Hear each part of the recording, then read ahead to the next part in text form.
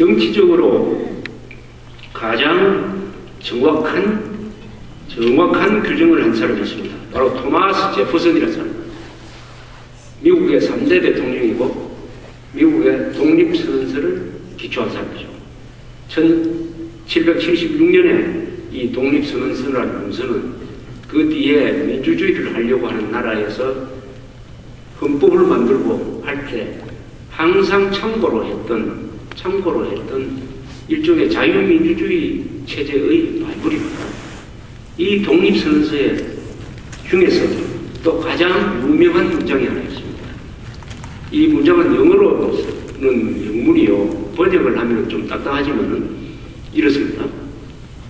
우리는 다음과 같은 진실들은 부정할 수 없는 신성한 것으로 간주한다. 즉 모든 인간은 평등하고 자유롭게 창조되었으며 그런 평등한 창조로부터 빼앗길 수 없는 고유한 권리를 받았는데 그것은 생명의 보존과 자유 그리고 행복을 추구할 권리가 거기에 속한다. 이렇게 되어 있습니다. 무슨 뜻이냐? 인간은 평등하고 자유롭게 창조되었다. 평등하다. 하나님 앞에서는 다 평등하다. 흑인이든 백인이든 몸이 아픈 사람이든 든든한 사람이든 왕이든 노예든 다 평등하다. 하나님 앞에서는 다 평등하다. 따라서 고유한 권리를 우리는 가지고 있다. 인간으로 태어나면. 뭐냐? 첫째, 생명을 지켜내야 된다. 생명을 지켜낼 권한이 있다. 생존할 권한이 있는 거죠. 이게 생존권이죠. 그 다음에 자유를 누릴 권한이 있다. 인간은 자유로워야 된다. 그 자유 속에 뭐가 들어가느냐? 한 3개 들어가죠. 첫째, 언론의 자유, 말을 마음대로 할 자유가 있다. 선거의 자유, 대통령과 국회의원을 뽑을 자유가 있다. 사유재산권의 자유, 사유재산을 소유할 권한이 있다. 이게 아주 핵심적인 자유입니다. 여기에 뭐 그치지 않는다. 생명권, 자유권 플러스 하나가 더 있습니다. 행복을 추구할 권리가 있다. 행복할 권리가 있다는 겁니다. 행복할 권리가 있다.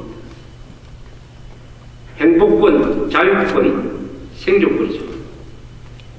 이것이 인간의 기본적인 권리입니다.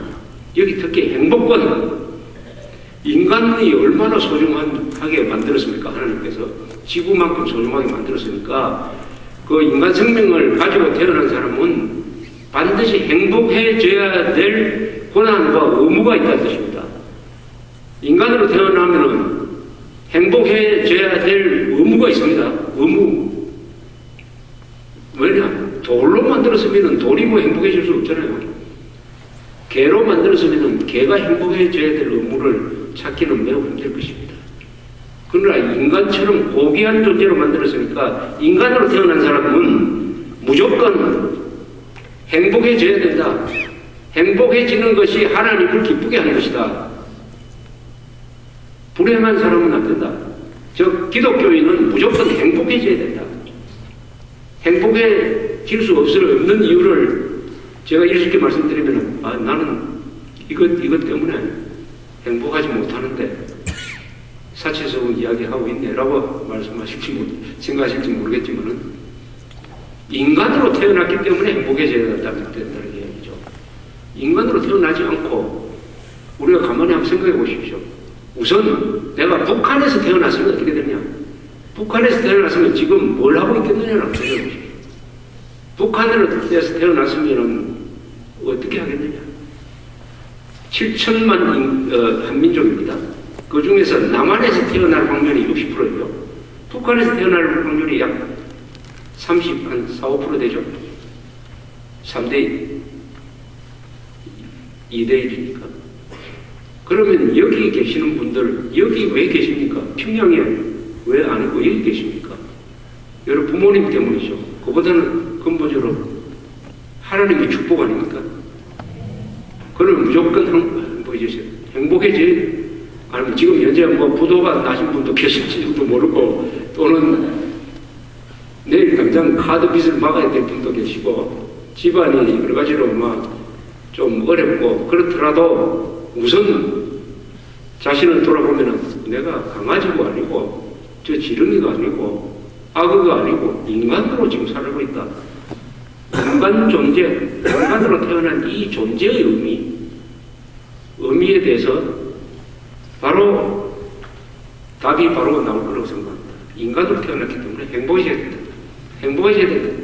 더구나 대한민국에 태어났기 때문에 대한민국 불행해질 수가 있습니까? 대한민국으로 태어나면은 불행해질래야 불행해질 수 없다. 대한민국으로 태어난 사람은 불행해질 자격이 없다. 뭐가 부족합니까? 돈이 부족합니까?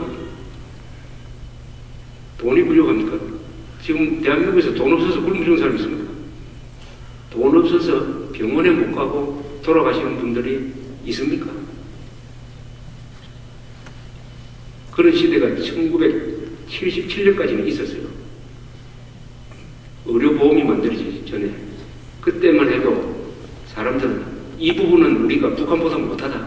북한은 그래도 병원에 가서 치료를 받는데 우리는 가난하면 병원에도 가지 못하고 수술도 받지 못하고 죽는다. 실제로 그랬습니다. 그때 사회부 기자였습니다. 저는 하루에 한두 사람씩 꼭 그 병든 어머니를 업고 신문사 찾아오는 분들이 계셨어요. 제발 좀 치료 좀 받게 해달라고. 그래서 제가 그때 병원 출입하는 기자였기 때문에 한두 사람은 해줄 수가 있었어요. 아는 병원에 또는 보건소에 이야기했어요. 그러나 신문사 찾아오는 사람이 1000명 중에 1명 데릴까 말까 였지 않습니까? 그런데 박 대통령이 1977년 7월 1일부터 의료보험을 한다 해가지고 한국의 의료보험이 정착되는데 한 30년 걸렸어요. 세계에서 가장 성공한 의료보험입니다. 왜 이게 가능했느냐? 바로 돈이 있었기 때문입니다. 이병철 씨 같은 사람들이 돈을 많이 벌었기 때문에, 세금을 많이 냈기 때문에 우리가 의료보험을 할 수가 있었습니다. 돈의 힘은 위대한 것입니다. 돈은 자본주의 사회에서는 두 개가 가장 중요해요. 자유민주주의적 관점에서 가장 중요한 것은 인간의 생명입니다. 자본주의적 관점에서 가장 중요한 것은 돈인 것입니다. 돈과 생명, 이게 대한민국에서 가장 소중한 것입니다. 가끔은 이게 서로 맞바꾸기도 합니다. 사람이 죽으면은, 사고가 나면은 그걸 돈으로 계산해가지고 배상도 하고 보험금도 주고 하는 것입니다. 돈은 신성한 것입니다. 돈이 신성한 것이에요. 돈을 그 아무것도 아니다 하고 업신여기면 어떻게 되느냐? 북한꼴이 나는 거죠. 북한꼴. 오늘 이 마태복음의 이 위대한 예화는 바로 예수님께서 돈의 소중함을 이야기해 주면서 동시에 인간의 소중한, 생명의 소중함을 말씀하고 있는 것입니다. 아까 말씀드린 이 토마스 제퍼슨이 쓴 유명한 이 문장, 우리는 다음과 같은 진실들은 부정할 수 없는 신성한 것으로 간주한다. 즉 모든 인간은 평등하고 자유롭게 창조되었으며 그런 평등한 창조로부터 빼앗길 수 없는 고유한 권리를 받았는데 그것은 생명의 보전과 자유 그리고 행복을 추구할 권리가 거기에 속한다. 요게 이승만 대통령을 통해서, 이승만 대통령을 매개로 해가지고 어디에 들어왔느냐? 바로 우리 대한민국 헌법 안으로 들어왔습니다. 헌법 안에. 헌법 안에 어디 있느냐? 대한민국 헌법 제2장 제10조는 국민의 권리와 의무에 대한 조항입니다. 제10조 모든 국민은 인간으로서의 존엄과 가치를 가지며 행복을 추구할 권리를 가진다. 국가는 개인이 가지는 불가침의 기본적 인권을 확인하고 이를 보장할 의무를 진다. 이렇게 되어 있지 않습니까? 이게 얼마나 멋진 문장입니까? 헌법에 이런 게 있어요. 이런 게 우리 헌법에. 다시 한번 읽겠습니다. 제10조 모든 국민은 인간으로서의 존엄과 가치를 가지며 행복을 추구할 권리를 가진다.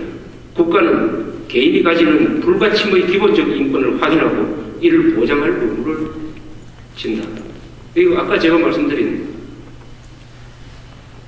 토마스 제퍼슨 이야기하고 똑같죠?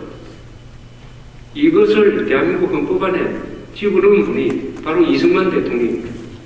이승만 대통령이 대한민국의 건국을 주도했고 대한민국 건국, 국가의 정신을 만든 분이에요. 그분은 스스로 나는 제퍼슨의 제자다라고 이야기하는 사람입니다. 제퍼슨의 제자다. 그래서 유럽에서 만들어진 인간 존중의 자유민주주의가 이승만을 거쳐서 우리 헌법 안에 들어오는 바람에 이 헌법이 결국은 성경이 될 것입니다. 아까 말씀드렸죠. 자유민주주의라는 것은 성경에서 출발했습니다. 인간을 소중하게 생각하는 사상에서 자유민주주의가 생기고 그것이 미국에서 꽃을 피고 그게 이승만을 통해서 한국에 들어오고 그래서 어떤 신학자가 한국의 헌법을 보더니 이게 바로 성경이다.